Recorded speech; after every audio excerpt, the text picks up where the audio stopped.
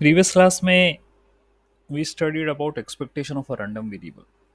ठीक है, और डिस्क्रीट और कंटिन्यूस दोनों के लिए बता दिया था मैंने। What do you expect from a random variable.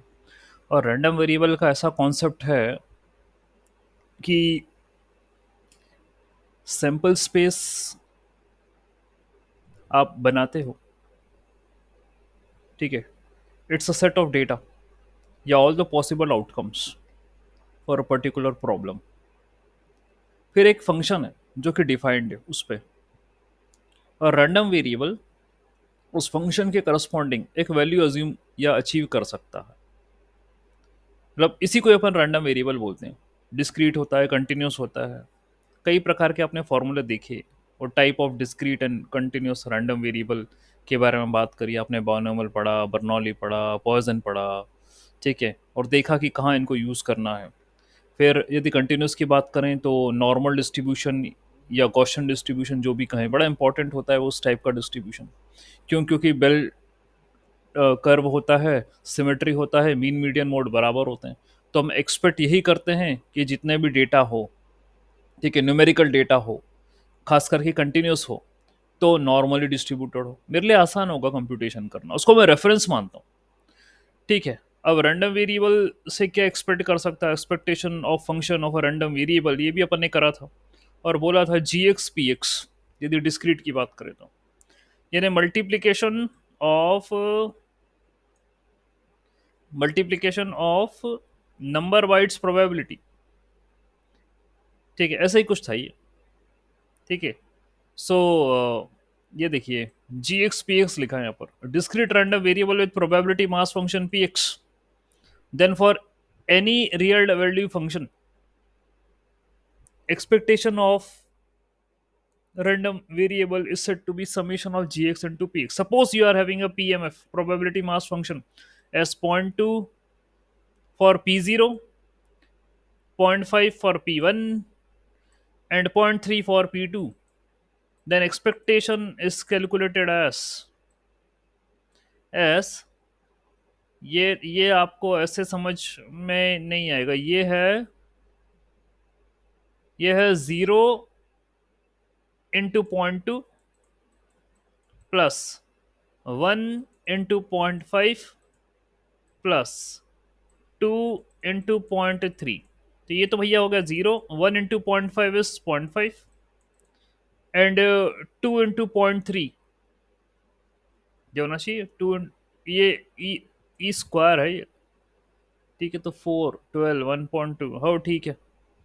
E expectation x square, तो एक्स स्क्वायर का मतलब हो जाएगा ये 2 का स्क्वायर, ये 1 का स्क्वायर और ये 0 का स्क्वायर, है ना। तो यहाँ आप थोड़ा सा मिस इंटरप्रेट मत करना। ये 0 का स्क्वायर है, ये 1 का स्क्वायर है और ये 2 का स्क्वायर है। ठीक है, तो आप करोगे तो आएगा आंसर 1.5। ठीक है, एक्सपेक्टेशन ई एक्स स्क्वायर की वैल्यू है ये। और इन जनरल यदि एक्सपेक्टेशन कर रहे थे तो मेरा जो कैलकुलेशन चल रहा था वो सही चल रहा था, जी एक्स पी एक्स। ठीक है, यानी वैल्यू को उसी की प्रोबेबिलिटी से मल्टीप्लाई करो ऑकरेंस की, ये एक्सपेक्टेशन होता है।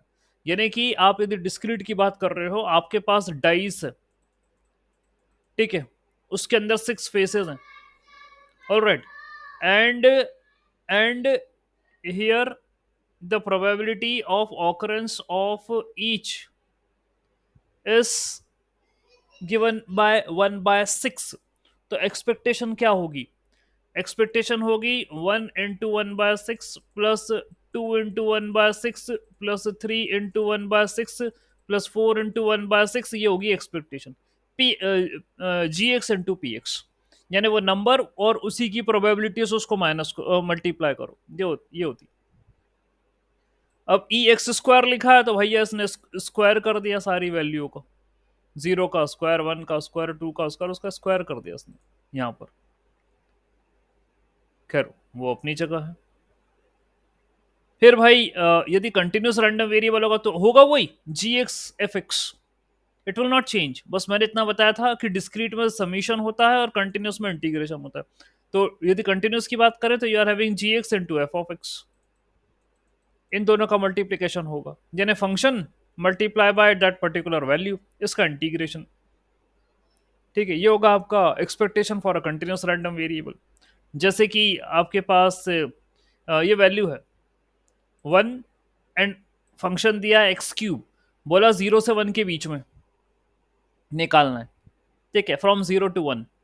तो ठीक है, आप इंटीग्रेशन करो 0 to 1 x cube dot 1 D x, that will B x की पावर 4/4 0 to 1। अब सॉल्व कर देना, 1/4 आंसर आएगा। सो this is an expectation for a continuous random variable. तो जो वैल्यू है वेरिएबल की, उसको उसी की प्रोबेबिलिटी के साथ मल्टीप्लाई करो। यदि डिस्क्रीट कर रहे हो तो समीशन ले लो,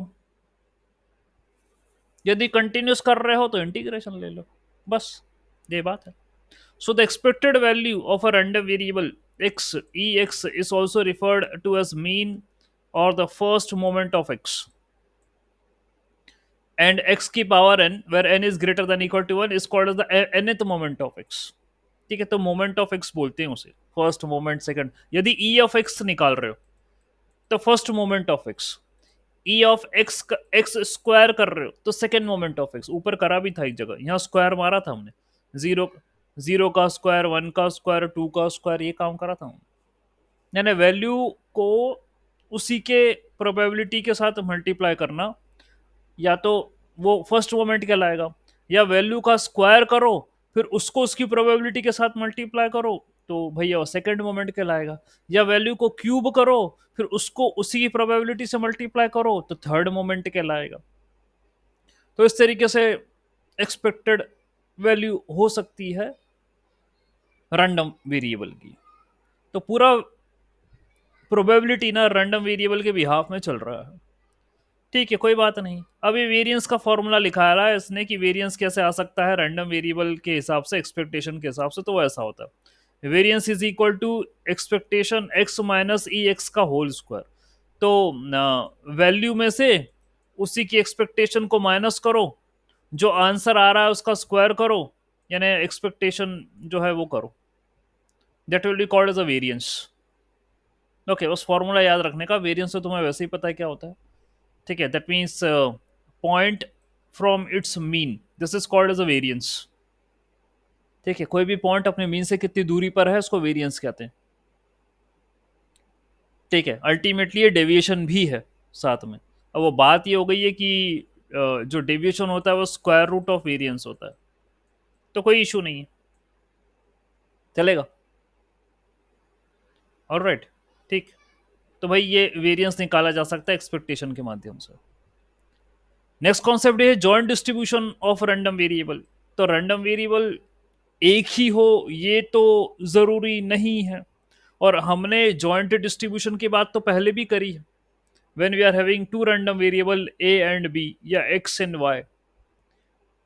ठीक है, तो कंडीशनल प्रोबेबिलिटी निकाली थी अपन ने। ठीक है, और वहां मेंशन करा था P A by B is equal to P A intersection B upon P B, ये लिखा था कंडीशनल प्रोबेबिलिटी में। तो जॉइंट डिस्ट्रीब्यूशन की तो बात करी थी कि बी हो चुका है और ए होने की प्रोबेबिलिटी क्या है, इसको अपन कंडीशनल प्रोबेबिलिटी बोलते हैं। तो नया तो नहीं है ये। ठीक, so we have already studied the concept of single random variable X के बारे में बात करी, लेकिन ऐसा रियल लाइफ में क्या है कि कोई भी रैंडम वेरिएबल इंडिपेंडेंट हो ये तो ज़रूरी नहीं है। So we can have multiple random variable, they might be dependent also, they might be independent also, हो सकता है ऐसा। तो दोनों चीज़ें मैंने बताई थी आपको प्रीवियस लेक्चर में। यदि ए और बी दोनों डिपेंडेंट हैं तो आपके सामने फॉर्मूला नज़र आ रहा है। यदि ए और बी इंडिपेंडेंट हैं तो फॉर्मूले में बदलाव आएगा, और वो ये था कि P A by B is equal to P A, that will be the formula, ये आएगा। ऑलराइट, ठीक है, सन है।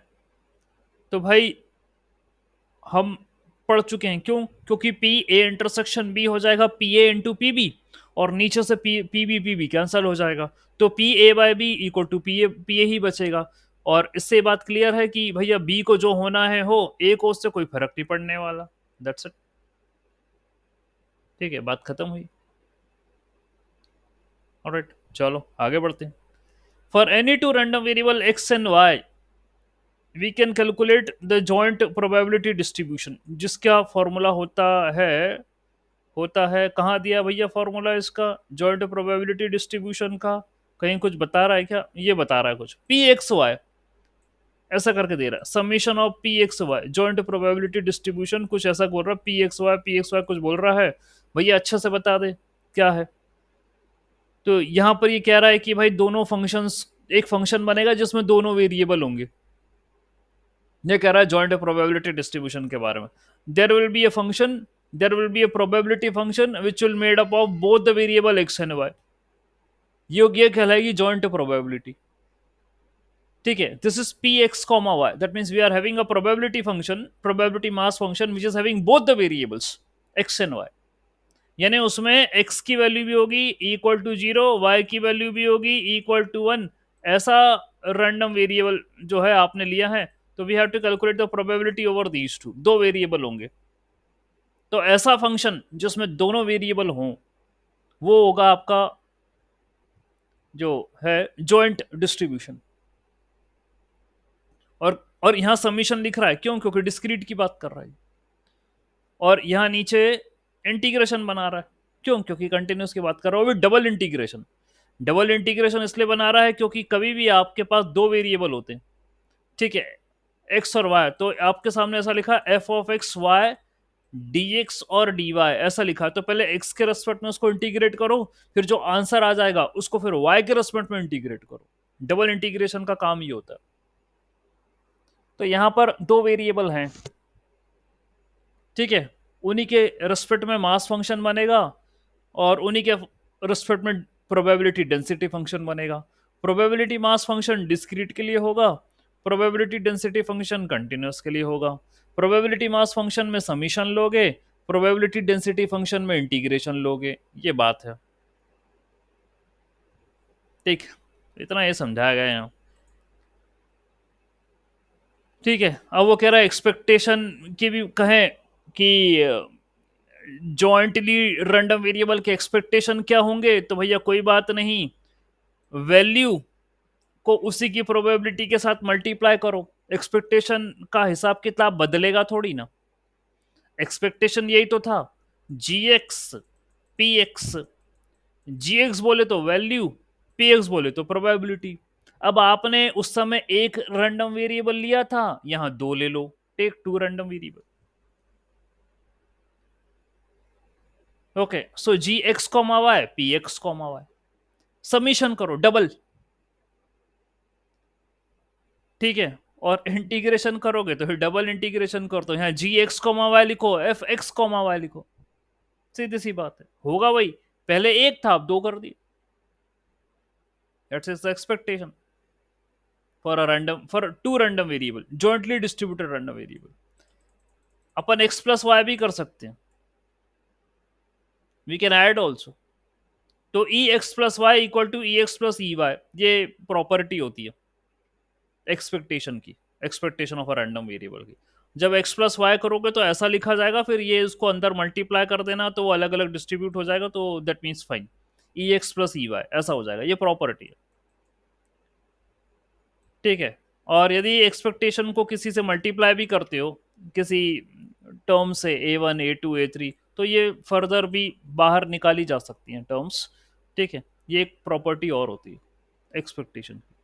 खैर, हम इतना कोई इन कॉन्सेप्ट्स को यूज़ नहीं कर रहे हैं अपने काम के अंदर, जो डेटा है उसमें इतनी तो नहीं यूज़ हो पाएगा। जो बात होगी वो रैंडम वेरिएबल की होगी ज़्यादातर, और कंटिन्यूस और डिस्क्रीट इसकी बात होगी। अपना डिस्ट्रीब्यूशन को अपन को पढ़ना पड़ेगा, समझना पड़ेगा। एक्सपेक्टेशन तो हम कम काम करते हैं, डिस्ट्रीब्यूशन के ऊपर ज़्यादा ध्यान देते हैं क्या है, और फिर उसके करस्पॉन्डिंग अपन अपनी टेक्निक लगाते हैं।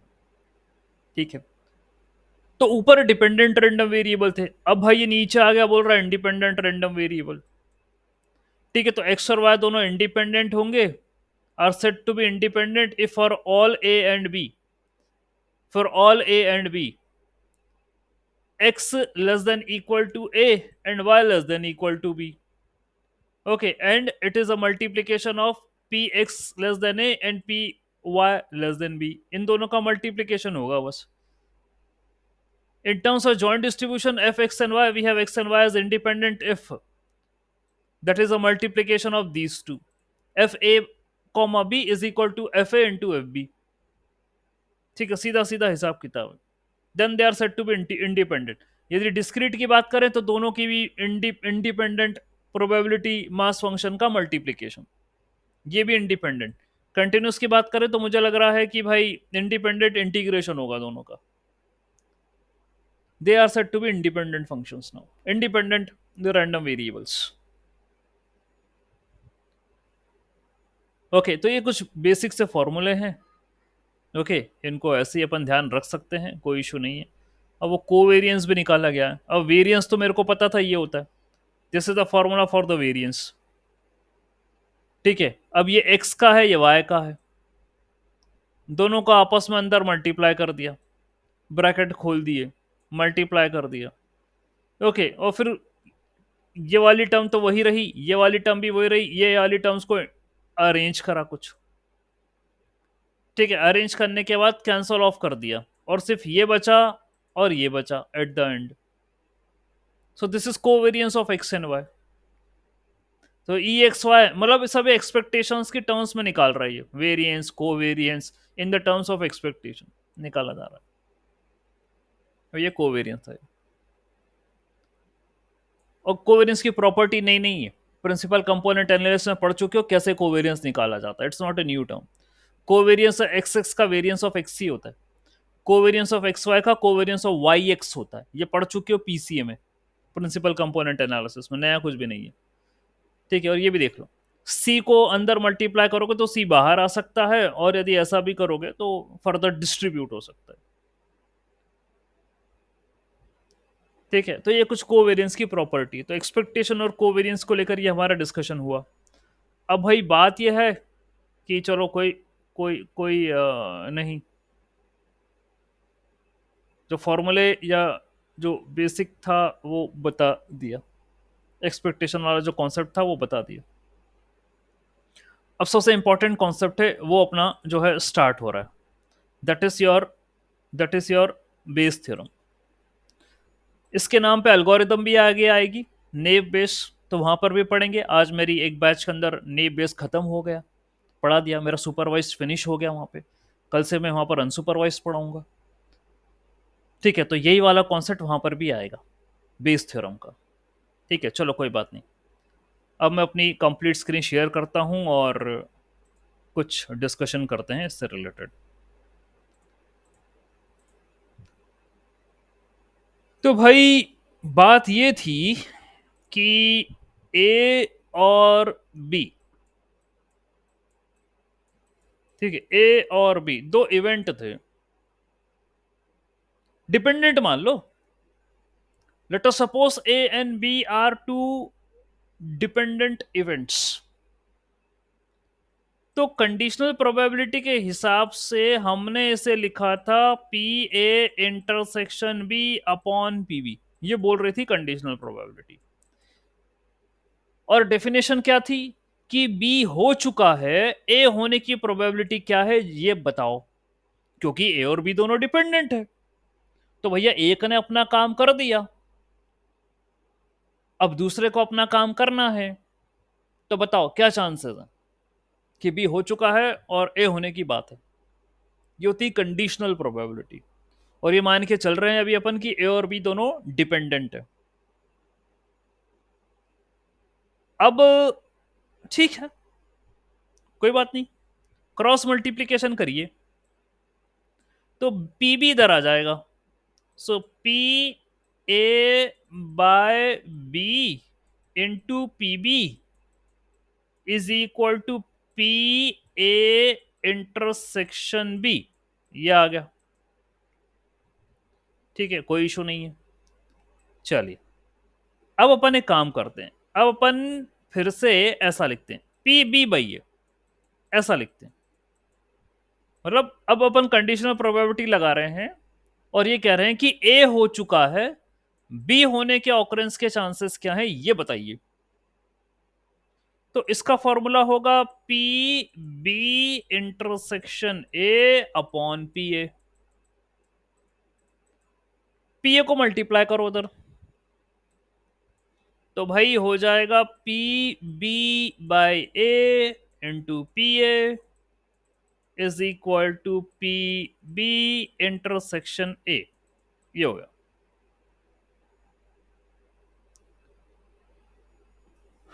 ठीक है, ये आया।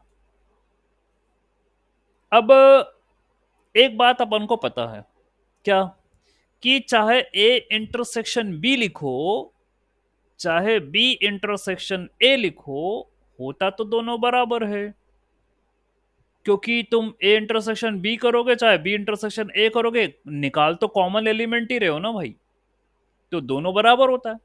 और यदि दोनों बराबर होता है तो भाई मेरा ऊपर आया था यहाँ पी ए इंटरसेक्शन बी, यहां आया है पी बी इंटरसेक्शन ए, तो ये दोनों तो बराबर हैं। बिकॉज ऑफ दिस, यदि हैं तो इक्वेट करो। लेट अस सपोज ये फर्स्ट है, लेट अस सपोज ये सेकंड है, so equating first and second, तो P A by B into P B is equal to P B by A into P A, करा equate. एक काम करो, P B को उठा के नीचे ले आओ, so P A by B is equal to P B by A into P A divided by P B. ये कहलाती है भाई Bayes theorem. Okay, IMP important, ये बेस थ्योरम का डेरिवेशन है, बड़ा आसान है, उसमें कुछ खास था भी नहीं। Okay, so it's an derivation for the Bayes theorem. All right, ठीक है, चलो तो लिखा हमने, बेस थ्योरम आ गई, देख लो अब जरा। इस तरीके से अब ये डायग्रामेटिकली शो हो रहा है कि ये इवेंट ए है, ये इवेंट बी है, कंडीशनल प्रोबेबिलिटी ये होती है। ठीक है, तो भाई इसी के बिहाफ में मैंने बेस थ्योरम बना दी, ये आ गई बेस थ्योरम। ओके, ये लिखिए आपके सामने, P A by B equal to P B by A into P A upon P B, ये आ गई। ठीक है, अब ये इन्होंने उसी के बिहाफ में कुछ और कंप्यूटेशंस करे हैं। ठीक है, मतलब क्या हुआ, ये बेस थ्योरम तो आ गई आपके पास यहाँ। ठीक है, इसी को इंटरप्रेट करना है मेरे को, बाकी मैं अभी तो ये इस पे फोकस नहीं कर रहा इन चीज़ों पे। ठीक है, I am interpreting this Bayes theorem only. इससे क्या चल रहा है, क्या होगा, क्या पता चल रहा है। अच्छा, लाइकली, हाँ ठीक है, चलो अब रुको, क्या होता है,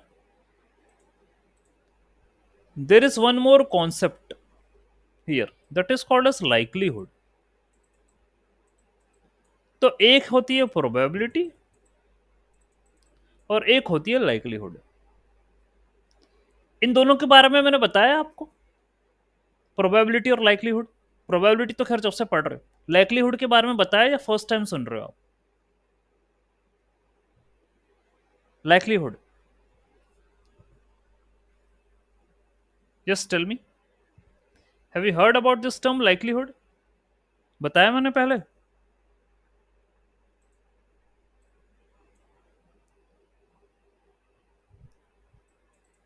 टेल मी, सो वो तो नहीं गए? नहीं सर, मैंने लाइकलीहुड के बारे में बताया आपको? लाइकलीहुड बताया तो है, सुना है, बट याद नहीं कब बताया। अच्छा, आपको बताया था, चलो ठीक है। अंकल आप अटेंड कर रहे हो क्लास, शायद हो सकता है बीच में जय ना हो, जस्ट टेल सर मी। आपने इंट्रोड्यूस किया था ये टर्म, बट आपने बोला था कि ये बाद में एक और अच्छा जगह आने वाला है। अच्छा, चलो ठीक है, कोई बात नहीं। तो अभी आपने बेस थ्योरम पढ़ा है। बेस थ्योरम मतलब फॉर्मूला देखा, अभी इतनी जानकारी है ही नहीं उसके बारे में, कहाँ अप्लाई होगा, कैसे अप्लाई होगा, मतलब आपने इसको क्यों इम्पोर्टेंट बोल दिया। और आपके सामने ये लिखा गया है, P A by B is equal to P B by A into P A by P B, ये लिखा, ये बेस थ्योरम है। अब देखो मैं इसमें थोड़ा सा आपको कुछ और टर्म्स को इंट्रोड्यूस करता हूं। कहने के लिए तो ये कंडीशनल प्रोबेबिलिटी आपको समझ में आ रहा है कि sir P A by B यानी कि बी हो चुका है, ए के होने के चांसेस क्या है, ऐसा वैसा, ये कंडीशनल प्रोबेबिलिटी है। ठीक है, we got this particular point, कोई बात नहीं। लेकिन इसको डेटा या उसके सेंस में कुछ और भी तरीके से समझा जाता है। ये जो है इसको पोस्टीरियर प्रोबेबिलिटी कहा जाता है। पोस्टीरियर प्रोबेबिलिटी, ये जो है पी बी बाई ए, इसको लाइक्लीहुड किया जाता है। लाइक्लीहुड, पीए को प्रायर प्रोबेबिलिटी कहा जाता है और पीबी को एविडेंस कहा जाता है। मतलब बेस थ्योरम को ही समझने के लिए ये सारी टर्म्स का भी समझना जरूरी है। अब मैंने आपसे ऊपर ये कहा लाइक्लीहुड और प्रोबेबिलिटी, तो प्रोबेबिलिटी तो आप जानते हो कि किसी भी इवेंट के होने, ऑकरेंस ऑफ एन इवेंट के होने की संभावना क्या होती है, ये प्रोबेबिलिटी होती है। हैपनिंग और not happening of an event, what is the chance of happening और not happening of an event, that is called as a probability, यानी डिग्री ऑफ अनसर्टेनिटी कि कोई चीज होगी या नहीं होगी, ये प्रोबेबिलिटी होती है। जो लाइक्लीहुड है वो भी यही होता है। दोनों शब्द लाइक्लीहुड और प्रोबेबिलिटी समांतर स्थिति में यूज करे जाते हैं, चाहे मैं प्रोबेबिलिटी बोल दूं चाहे मैं लाइक्लीहुड बोल दूं। ठीक है, अब आप बोलोगे सर नाम तो अलग अलग नजर आ रहे हैं, और आप कह रहे हो सर दोनों एक ही हैं, प्रोबेबिलिटी भी वही लाइक्लीहुड भी वही। हाँ है, तो अंतर क्या है दोनों में, तो फिर नाम क्यों अलग लिखे फिर। देखिए क्या है, मान लीजिए कि विदिशा में बादल हो रहे हैं, ठीक है, गहरे बादल हो रहे हैं विदिशा में, और अंकना बादलों को देखकर बोलती है कि आज बारिश होगी। ठीक है अंकना,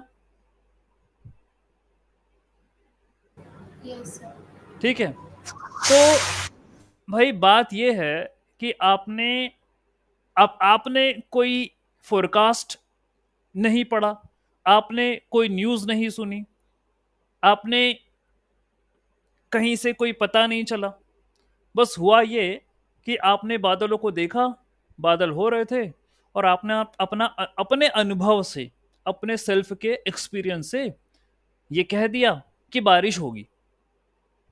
ठीक है, आज बारिश होगी।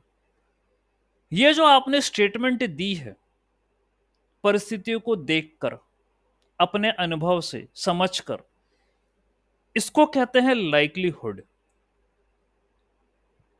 ठीक है अंकना, यस सर। और लाइक्लीहुड के क्वांटिफिकेशन को कहते हैं प्रोबेबिलिटी। यानी कि जो आपने कहा उसको यदि मैं न्यूमेरिकली रिप्रेजेंट करूं with the help of some value, if I quantify that statement, यानी कि मैं कहूं कि आज 70, मतलब बातों को देखकर बोल रहा हूं मैं, 75% चांसेस हैं कि बारिश होगी, then it is set to be probability. जो सीधा और सपाट मैंने आपको एग्जाम्पल दे दिया, लोगों को नहीं पता होता, कंफ्यूज होते रहते हैं कि काहे की प्रोबेबिलिटी और काहे का लाइक्लीहुड, नहीं पता रहता लोगों को, और है दोनों एक ही जैसे। But the only thing is likelihood में आपने एक स्टेटमेंट दिया, कोई डेटा नहीं था आपके पास प्रीवियस, बस आपने देखा और कहा कि ऐसा ऐसा होगा। और प्रोबेबिलिटी में आप दोगे कि what is the percentage, what is the chance, so you are quantifying the likelihood, उसकी न्यूमेरिकल वैल्यू दे रहे हो आप, ये प्रोबेबिलिटी होती है। यही दोनों सेम है और इसी माध्यम से दोनों अंदर जो डिफरेंस भी है दोनों में। ठीक है, अब चलो, अब ये बेस थ्योरम है जो आपके सामने नजर आ रही है, ये बेस थ्योरम है, पी ए बाई बी। तो मैंने कहा पी ए बाई बी, इसको कहते हैं पोस्टीरियर प्रोबेबिलिटी। चलो इस पे, ये तो बराबरी की वैल्यू तो देखते हैं, पहले राइट हैंड साइड पे क्या है उसकी चर्चा कर लेते हैं। राइट हैंड साइड पर है पी बी बाई ए, जिसको मैं कहता हूं लाइक्लीहुड। तो लाइक्लीहुड तो तुमने अभी दिया ना, ठीक है, अभी आपने दिया ना, बादलों को देख के बोला कि बारिश होगी, होगी कि नहीं होगी, बताइए।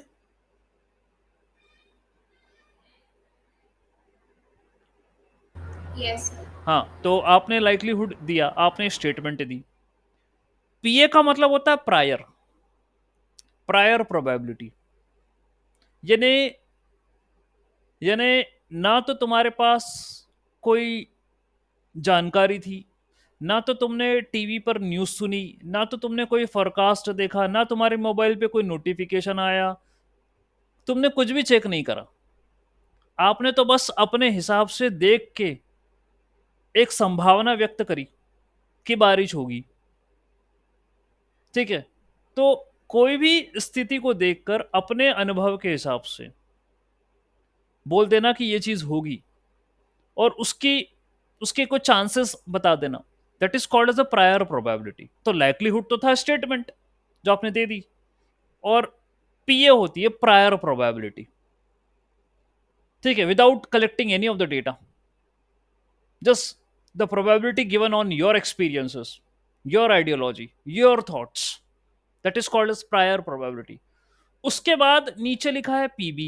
पीबी का मतलब है अब आपने जानकारी इकट्ठी करी, आपने एविडेंस निकाले कि अच्छा बादल ऐसे होते हैं तो हवा ऐसी चलती है, तो मेरे को यहाँ से वो न्यूज़ में आया था, तो इन्होंने कहा था कि ऐसा ऐसा होगा और ये होगा वो होगा, तो आपने जानकारी इकट्ठी करी, you are collecting the evidence. ठीक है, so that is a probability of evidence, मतलब पीबी जो है वो एविडेंस है, प्रोबेबिलिटी ऑफ एविडेंस। तो ये आपने, that is a new information which you have collected, you don't know anything previously, but now you collected new information, that is called as an evidence। So once this new information is added to your likelihood and prior probability, overall it will make posterior probability, जो आप left hand side पे देख रहे हो, P A by B, इसको posterior बोलते हैं। Posterior का मतलब यह थी कि जानकारी इकट्ठी करने के बाद की प्रोबेबिलिटी, पहले कोई जानकारी नहीं थी, तुमने देख दुखा की कुछ ना कुछ बोल दिया, बाद में तुमने जानकारी इकट्ठी करी, तो उसकी प्रोबेबिलिटी होती है पोस्टीरियर प्रोबेबिलिटी। और ये है आपका बेस थ्योरम का मतलब, जो सही मायने में जो यूज होता है ये। ठीक है, इसका एक्सप्लेनेशन है ये, और आपको हर जगह ये आएगा, posterior, likelihood, evidence of prior. मैं बोल दूं, भैया बच्चों को नहीं समझ में आता ये कि प्रायर किसे कहते हैं, तो एविडेंस किसे कहते हैं, तो लाइक्लीहुड किसे कहते हैं, और पोस्टीरियर क्या होती है। मैंने आपको एक, क्योंकि ऐसा मौसम चल रहा है तो उसी हिसाब से मैंने बता दिया कि ऐसा ऐसा, आप एज एन एग्जाम्पल समझो कि क्या होती है। ठीक है, यू गॉट माई पॉइंट। कोई डाउट है तो पूछ सकते हो, अभी भी कोई इशू नहीं है, पूछिए। If you have any doubt you can ask, likelihood में, प्रोबेबिलिटी में है और यहाँ पर है, कोई डाउट हो तो पूछ सकते हो। Yes tell me.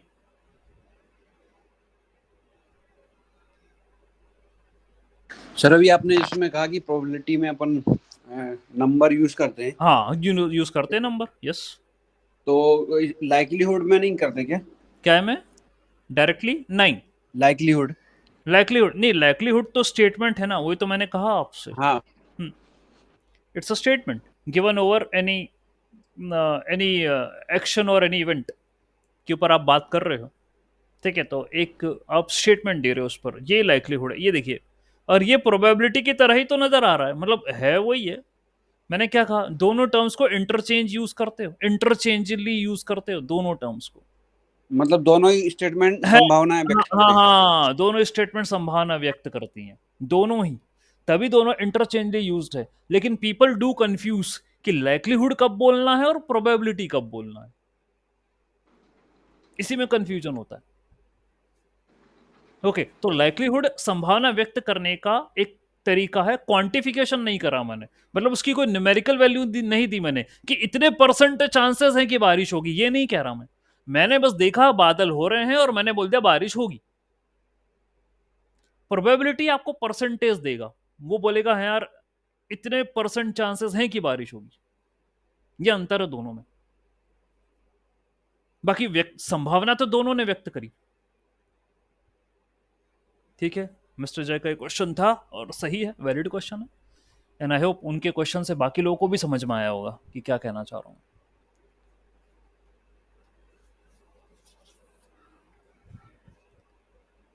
ठीक है, फाइन। तो ये बात यहाँ पर कही, ये है आपका बेस थ्योरम का फॉर्मूला जिसको मैंने एलॉबरेट कर दिया अब। ओके, फिर बाद में इन्होंने, चलो अब मैं बताता हूँ, बाद में उन्होंने थोड़ी सी होशियारी खेली, इस फॉर्मूले को उनको एक्सटेंड करना था। तो क्या होशियारी खेली उन्होंने, नीचे जो बी है उसको उन्होंने लिख दिया ऐसा, B A union A complement, ऐसा लिख दिया उन्होंने। ए यूनियन ए कॉम्प्लीमेंट ऐसा लिखा। अब ए यूनियन ए कॉम्प्लीमेंट तो वन ही होता है ना, ठीक है, ए यूनियन ए कॉम्प्लीमेंट तो वन ही होता है। ठीक है, तो भाई ऐसा लिख दिया उन्होंने, और बाद में उसको मल्टीप्लाई भी कर दिया अंदर, लिख दिया B A union B A complement, ऐसा लिख दिया उन्होंने।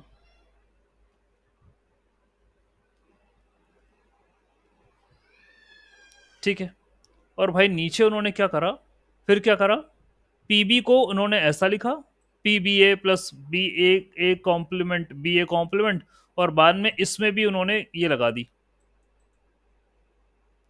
ठीक है, कंडीशनल प्रोबेबिलिटी के रिगार्ड्स में उन्होंने इस चीज को भी लिख दिया, बी ए का मतलब होता है बी इंटरसेक्शन ए, ये होता है। ठीक है, तो उसमें भी उन्होंने कंडीशनल प्रोबेबिलिटी अप्लाई कर दी और इस तरीके से उसको एक्सटेंड कर दिया। ठीक है, तो यदि मैं फॉर्मूला दिखाऊं आपको कि क्या कर रहे हैं वो कलाकारी इसके अंदर, वो कुछ एक नया एक अलग फॉर्मूला बनाना चाह रहे हैं, इसी को ध्यान में रखते हुए। तो you are having P B by A into P A by P B, ये है आपका फॉर्मूला। ये जो पी बी है उन्होंने इसको लिख दिया, ये न्यूमरेटर तो वही क्यों रहा, पी बी जो है नीचे उसको उन्होंने लिखा है P B A plus B A dash या कॉम्प्लीमेंट, इसको यूनियन करो यहां। अब इसको यूनियन करो यहां पर, ये लिखा, ठीक है, it's a union of both. ठीक, यूनियन यानी प्लस, ठीक है, तो उसने बाद में यहां पर प्लस कर दो, चलो यूनियन का मतलब लेटस से प्लस कर दो उसको, तो ये डिवाइडेड बाय, मतलब ऐसा लिखा P B A plus P B A dash, ऐसा कर दिया उन्होंने। ठीक है, ऐसा कर दिया, और फिर बाद में ये पी ए, ये होता है ए पी बी ए को लिखा ए इंटरसेक्शन बी समझ रहा है इसको ये, और इसको समझ रहा है बी इंटरसेक्शन ए डैश, ये समझ रहा है, और पी बी इंटरसेक्शन ए होगा P B by A into P A, ये होगा। ठीक है, वो मतलब ये वही है कंडीशनल प्रोबेबिलिटी वाला फॉर्मूला। ठीक है, मतलब कंडीशनल प्रोबेबिलिटी होती है P B by A upon equal to A intersection, ये भी इंटरसेक्शन है अपॉन पी ए, तो यहाँ पर क्रॉस मल्टीप्लाई कर दिया, तो इसकी जगह ये यूज करेंगे अपन, this value we are going to use it, और यहाँ पर भी यही करने वाला है वो, same thing we are going to use. ये देखिए, ये पूरा उसने डिनोमिनेटर तैयार कर लिया अपने एंड से, और यहाँ पर यूज करेगा, ये देखो P B by A into P A plus P B by A complement into P A complement, इस तरीके से कुछ बना लिया उसने। ठीक है, और ये बनाने के बाद भाई क्या है कि बस उसने बोला कि अभी तो ए और बी दो ही है मेरे पास, यदि मान के चलो सपोज बी इज इंडिपेंडेंट और टू और मोर इवेंट्स, यानी दो और दो से अधिक इवेंट हो तो, ठीक है, तो ऐसा लिखते हैं P B by A one, ठीक है, P B by A two, B B by A N, ये एक्सटेंड हो जाएगा फॉर्मूला। यानी if you are having multiple dependent events, यानी कि इवेंट बी है वो ए वन पर, ए टू पर, ए थ्री पर, ए फोर पर, ए फाइव पर यदि डिपेंडेंट है, तो बेस थ्योरम क्या होगी? फाइन, तो बेस थ्योरम कुछ आपके सामने जो नजर आ रही ना ऐसे होगी। तो बस एक होशियारी उन्होंने करी, डिनोमिनेटर में जो था बी, उसको उन्होंने मल्टीप्लाई करा ए यूनियन ए इंटरसेक्शन से, मतलब ए कॉम्प्लीमेंट से, ये करा उन्होंने काम।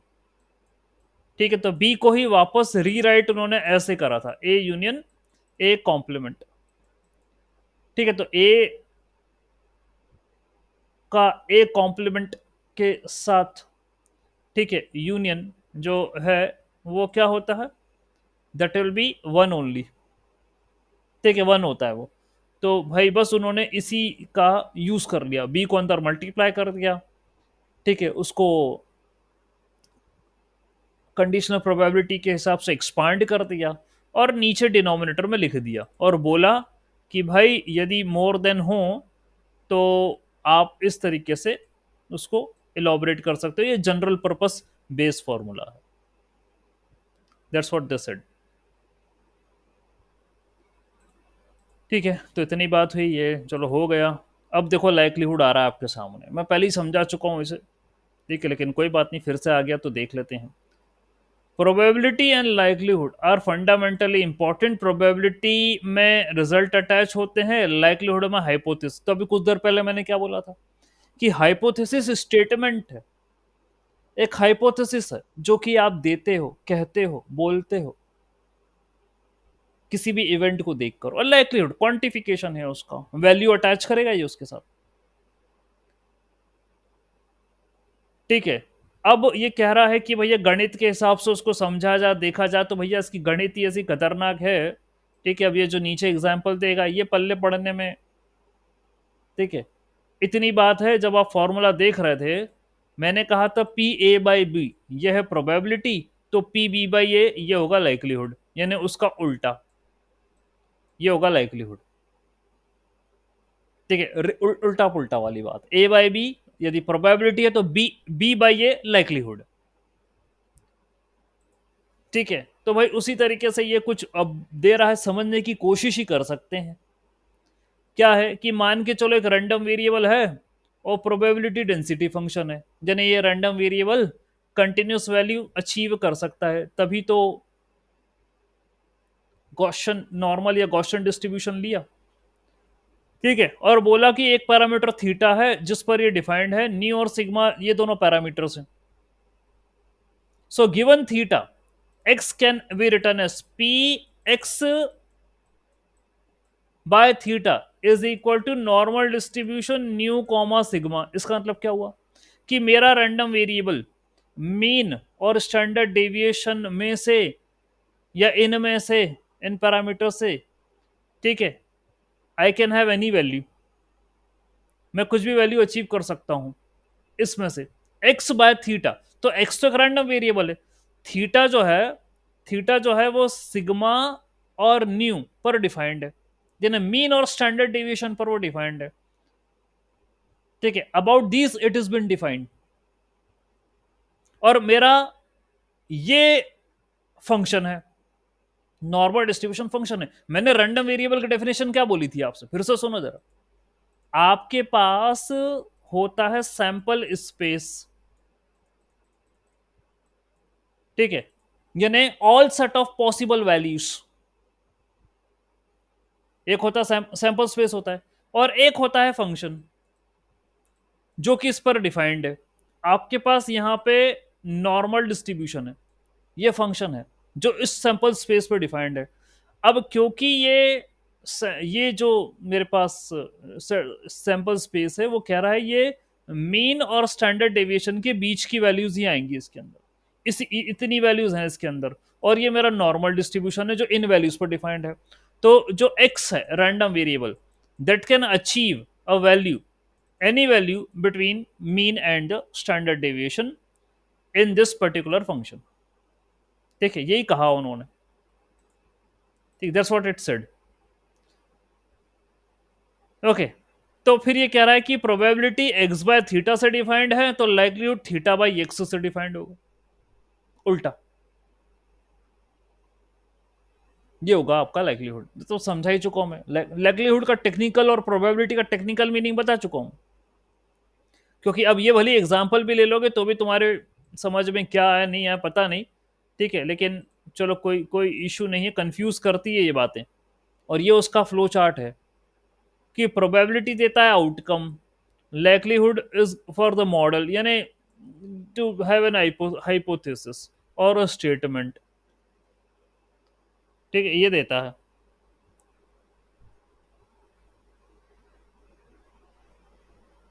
ऑल राइट, ठीक है, फाइन, इतनी बात हुई। ऑल राइट, तो अब ये है प्रोबेबिलिटी और ये है लाइक्लीहुड का डायग्राम। ऐसा करते तो प्रोबेबिलिटी ओवरऑल डिस्ट्रीब्यूशन वाली बात है, लाइक्लीहुड कुछ इस तरीके से are the Y X's values fix data points and वगैरह वगैरह, ये इसने दिया। इतना ज़्यादा इसमें फिर कंफ्यूज होने की ज़रूरत नहीं है, तुम फंस जाओगे, कोई इशू नहीं है। ठीक है, जो खास चीज़ थी मैंने आपको बताई और ये थी posterior probability equal to likelihood into prior by evidence, ये बता चुका हूं मैं। और इसको स्टोरी टेलिंग के माध्यम से अब आपको समझाने की कोशिश करता हूं, क्योंकि ये डायग्राम देखोगे ये देखोगे तो कोई मतलब नहीं, कुछ भी समझ में नहीं आने वाला। स्टोरी टेलिंग करते हैं चलो थोड़ी सी। तो ये तो मैं फॉर्मूला बता चुका हूं ना, और उसी से बिहार में बता दिया था, P A by B equal to P B by A into P A by P B, तो ये हो चुका है। अब स्टोरी टेलिंग करते हैं चलो थोड़ी सी। Story number 1, once upon a time in village in India there were two friends. Raj और प्रिया नाम के दो दोस्त थे। राज जो था उसको कोई भी चीज होने, figuring out how likely something is going to happen, उसको ये चीज पसंद था कि कोई भी चीज कैसे होगी, ये राज को पसंद था बताना। और Priya has a great understanding of chances of an events, यानी कोई भी इवेंट के होने के चांस क्या है ये प्रिया बताती थी, उसको ये चीज पसंद थी। एक दिन क्या हुआ कि गांव में मिस्टीरियस फुटप्रिंट्स मिले, हो सकता है किसी जानवर आनवर के होंगे, मिस्टीरियस मिले। तो लोगों ने सोचा कि राज की मदद लेते हैं भाई, राज बता पाएगा कि भाई ये किसके हैं, क्योंकि उसको ये इन चीज़ों में शौक है, फिगर आउट करने में कि ये क्या है, समथिंग टू हैपन क्या है, कि कौन सा जानवर है, क्या है, किसके फुटप्रिंट्स हैं। ठीक है, तो he focus on how likely something is going to happen for a certain situation. ठीक है, तो राज इसका जवाब देगा कि क्या हो सकता है, how likely each one was to make those footprints, मतलब ऐसे पंजों के निशान किस जानवर के हो सकते हैं। तो वो अंदाजा लगाएगा, बताएगा, क्वांटिफाई नहीं कर रहा है वो जब अंदाजा लगाएगा भैया शेर के हैं या चूहे के हैं या हाथी के हैं। ठीक है, जस्ट एंड अजम्पशन वो देगा उस पर कि क्या है। On the other side of the village, अब दूसरी बात, on the other side of the village there was a festival, Priya was helping with a lottery, she calculated chances of winning a lottery, chance of winning a lottery, उसने ये calculate करा, ध्यान देना इस शब्द को, शी कैलकुलेटेड, राज ने calculation नहीं करा, ये लाइक्लीहुड है। There was no calculation done, only an assumption was given कि ये पंजे के निशान किसके हैं। प्रिया कैलकुलेट करती है जीतने के चांसेस, लॉटरी 50%, 60%, 70%, तो ये प्रोबेबिलिटी है। बात सुनाई। फिर later the villager wanted to know the chance of seeing a rare bird in a jungle, Priya used to use her maths skills based upon the past data, while Raj looked at the likelihood of spotting a bird in the different situations. तो ये story telling के माध्यम से मैं आपको बता रहा हूं लाइक्लीहुड और उसमें क्या अंतर है। ठीक है, तो राज जो है वो लाइक्लीहुड समझता है और प्रोबेबिलिटी जो है वो चांस के बारे में होती है, happening of an event. Both Raj and Priya help the villagers in understanding the uncertainty. बात वही हो गई, दोनों किसी होने की संभावना को दर्शा रहे हैं, बात तो वही हो गई, लेकिन राज अपने अनुभव से बोलता है और प्रिया कैलकुलेट करके बोलती है। ठीक है, तो भाई ये एग्जाम्पल हो गया। और एक और स्टोरी है हमारे पास बताने के लिए। ऑलराइट, तो क्या है, बस्लिंग टाउन इन इंडिया, दो सिबलिंग है, आर्यन है, अनिका है। आर्यन को डिटेक्टिव होना पसंद है, वो क्लू इकट्ठे करता है और वो देखता है कि कोई भी चीज कैसे होगी। अनिका जो है his master understanding overall chances and predicted outcomes. तो सीधी सी बात है, आउटकम प्रिडिक्शन प्रोबेबिलिटी है, क्लू को फिगर आउट करना ये लाइक्लीहुड है। सीधी सी बात है, आर्यन लाइक्लीहुड अप्रोच का इस्तेमाल करेगा किसी भी चीज के होने के लिए क्या करना है। ठीक है, एंड अनिका जो है वो चांसेस निकालेगी कि गेम जीतना है, क्या करना है, क्या होगा, ओवरऑल चांसेस निकालेगी। ठीक है, ये काम हो गया। तो भाई यहां से आपको समझ में आ रहा है? यस, कोई क्वेश्चन हो तो पूछिए। तो सर इसमें से मतलब जो मैं बोला हूँ कि एकदम सर्टन जो आउटकम है, इन दोनों में से कौन सी टेक्निक को यूज करते हैं मतलब अपन? देखिए सर, अपन तो जो है प्रोबेबिलिटी का इस्तेमाल करते हैं। ठीक है, अभी तक आप उससे क्योंकि उससे कैलकुलेशन सही आती है ना, हाँ, मतलब क्योंकि आपको प्रोबेबिलिटी। क्वांटिफाई करना ना, आपको एक मैथमेटिकल रिजल्ट देना है तो प्रोबेबिलिटी का इस्तेमाल करोगे। और यदि सिर्फ आपको एक अनुमान लगा के बोलना है कि ऐसा होगा, जैसे हमने देखा था ना कि वो पंजों के निशान है तो किसके होंगे, तो तुक्का तो लगाते ही हैं अपन, राइट राइट। है ना। तो तुक्का वाली बात लाइक्लीहुड है, अपने खुद के अनुभव से व्यक्तिगत। ठीक है, और यदि आप बोल दो कि नहीं मैं तो 80% कॉन्फिडेंट हूं कि यही होगा, ये होने वाला है, तो प्रोबेबिलिटी आपने क्वांटिफाई कर दिया ना, आपने न्यूमेरिकल वैल्यू दे दी ना साथ में, तो प्रोबेबिलिटी। और नहीं दोगे तो लाइक्लीहुड है, बस ये अंतर है दोनों में। ठीक है, तो ये स्टोरी टेलिंग के माध्यम से भी मैं आपको, मुझे लगा कि ये बेटर है बजाय मैं कोई दूसरी चीज बताऊं। तो ये आपका जो बेस थ्योरम का फॉर्मूला था एक बार फिर से सामने आ गया कि पी ए बाय बी होता है पोस्टीरियर प्रोबेबिलिटी। ठीक है, बाद की, पोस्ट बाद की। पी बी बाई ये होता है लाइक्लीहुड, मतलब तुमने अभी कुछ देखा और इसके बारे में अनुमान लगा दिया। अनुमान जो लगाया लगाया, चलो ठीक है कोई बात नहीं, उसको प्रायर प्रोबेबिलिटी से मल्टीप्लाई करने का, यानी आपके अनुमान के करस्पॉन्डिंग क्या प्रोबेबिलिटी है, दैट इज प्रायर प्रोबेबिलिटी। और चलो हो गई, फिर आप एविडेंस इकट्ठे करो, दिस इज मार्जिनल लाइक्लीहुड या एविडेंस। अब आप जो कह तो दिया, ठीक है, कहा तो कहा, अब वो होगा उसके प्रति आपको न्यू इंफॉर्मेशन कलेक्ट करने का है, न्यू इंफॉर्मेशन, क्योंकि आपने जो कुछ कहा था वो पुरानी जो आपकी जानकारी थी उसके अनुसार कहा था, आपने आपने अपने व्यक्तिगत अनुभव के हिसाब से कहा था। Now you have to collect the information. अब देखो समय परिस्थिति तो बदलती रहती है, हमेशा एक जैसा तो है नहीं, तो कलेक्ट द न्यू इंफॉर्मेशन और फिर उसके बाद क्या प्रोबेबिलिटी आएगी, that is called as posterior probability. ये बात है, और ये सारी चीजें यहां पर लिखी गई हैं। ठीक है, इनका मीनिंग है। ठीक है, तो भाई प्रायर प्रोबेबिलिटी इनिशियल बिलीफ के अकॉर्डिंग होती है। पीबी में आपको एविडेंस कलेक्ट करने पड़ते हैं, total probability observing the evidence. PB by ये आपकी लाइक्लीहुड होती है, एक हाइपोथेसिस है, ये एक स्टेटमेंट है। और पी ए बाई बी आपको निकालना है, that is the posterior probability. That's what you have to do.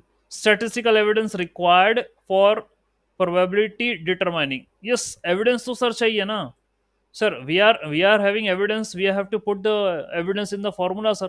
Pb is in the denominator, sir, so we have to use this thing, then only our probability will be calculated, a by b, then only it will calculate it. तो evidence तो sir लगेगा आपको posterior निकालने के लिए। Okay, और statistics, अभी हमने प्रोबेबिलिटी जो पढ़ा वो स्टैटिस्टिक्स के बिहाफ में ही पढ़ा है, तो statistics is something which is mandatory to find the probability. Statistical evidence तो होना ही चाहिए, ठीक है। और आपने स्टैटिस्टिक्स में क्या बोला था, डिस्ट्रीब्यूशन को ही आप वर्ड्स दे रहे थे। आपने वहां मीन पढ़ा, मीडियन पढ़ा, मोड पढ़ा, स्टैंडर्ड डेविएशन पढ़ा, ये सब आपने स्टैटिस्टिक्स में ही पढ़ा। मेजर्स ऑफ सेंट्रल टेंडेंसी, फिर आपने हाइपोथेसिस भी वहीं पढ़ी है, इन्फरेंशियल स्टैटिस्टिक्स ये वहीं पढ़ी है आपने, ठीक है। तो किसी भी चीज के होने नहीं होने की बातें आपने वहीं पढ़ी थी। फिर यहां पर डेटा जब डिस्ट्रीब्यूशन के मोड पे आया, आपने प्रोबेबिलिटी ली कि अब वो इस डिस्ट्रीब्यूशन में आएगा नहीं आएगा, ये रैंडम वेरिएबल के माध्यम से बताया। फिर यहां पढ़े डिस्क्रीट और कंटिन्यूस, क्योंकि डेटा डिस्क्रीट भी हो सकता है, कंटिन्यूस भी हो सकता है। फिर यहां पर पढ़ा आपने, और अब ये बेस थ्योरम आई है। जब आपके पास इवेंट है, ए और बी इवेंट है, क्योंकि डिपेंडेंट है दोनों, एक इवेंट हो रहा है, दूसरा होगा कि नहीं होगा इसके बारे में बताना चाह रहे हो, तो ऐसा है बेस थ्योरम और ये सारी बातें,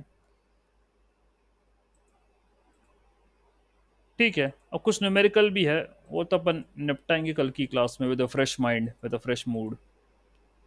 ओके, ठीक है,